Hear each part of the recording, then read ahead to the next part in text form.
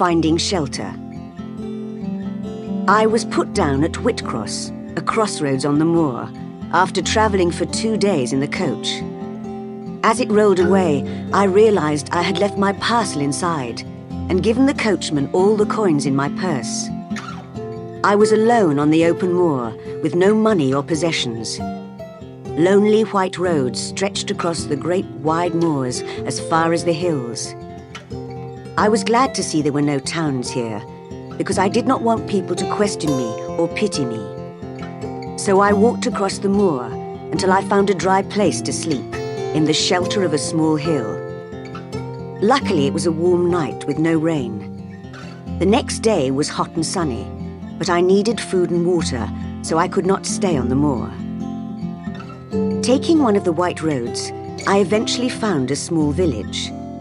I needed all my courage to knock on some of the doors, asking if there was any paid work I could do. None of the village people could help me, and I could not bring myself to beg for food, although by now I felt weak and faint. At the baker's, I offered to exchange my leather gloves for a small cake, but the baker's wife looked at my dirty clothes and said, "I'm sorry, but how do I know you haven't stolen them?" All I ate that day was a piece of bread, which I begged from a farmer eating his supper. I spent another night on the moor, but this time the air was cold and the ground was damp. Next day, I walked from house to house again, looking in vain for work. I was now very weak from lack of food, and I began to wonder why I should struggle to stay alive when I did not want to live. It was getting dark again, and I was alone on the moor. In the distance, I could see a faint light, and I decided to try to reach it. The wind and rain beat down on me, and I fell down several times, but finally I arrived at a long, low house, standing rather isolated in the middle of the moor. Hiding near the door, I could just see into the kitchen through a small, uncurtained window. There was an elderly woman, who might be the housekeeper, mending clothes, and 2 young ladies who seemed to be learning a language with dictionaries. The kitchen looked so clean and bright, and the ladies so kind and sensible, that I dared to knock at the door. The elderly woman opened it, but she must have thought I was a thief or a beggar, because she refused to let me speak to the young ladies. The door closed firmly, shutting me out from the warmth inside. I dropped onto the wet doorstep, worn out and hopeless, prepared to die. There, the young lady's brother found me when he returned home a few minutes later, and he insisted, much against the housekeeper's wishes, on bringing me into the house.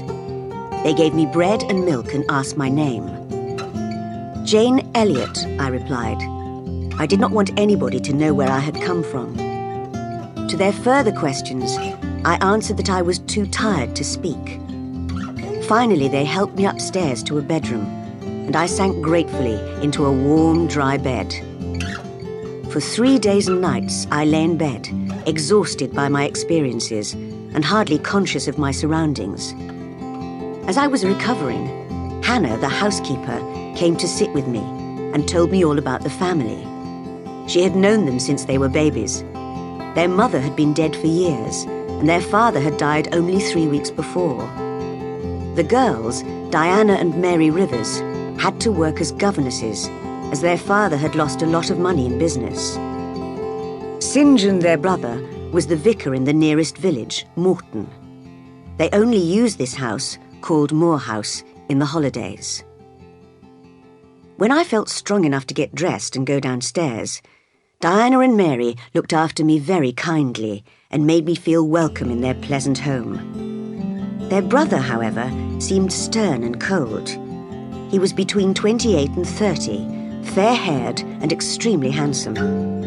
Diana and Mary were curious about my past, but sensitive enough to avoid asking questions which would hurt me. St John, on the other hand, made determined efforts to discover who I was, but I, just as firmly, refused to explain more than necessary. I told them only that after attending Lowood School, I became a governess in a wealthy family where an unfortunate event, not in any way my fault, caused me to run away. That was all I was prepared to say. I offered to do any kind of work, teaching, sewing, cleaning, so that I could become independent again. St. John approved of my keenness to work and promised to find me some paid employment.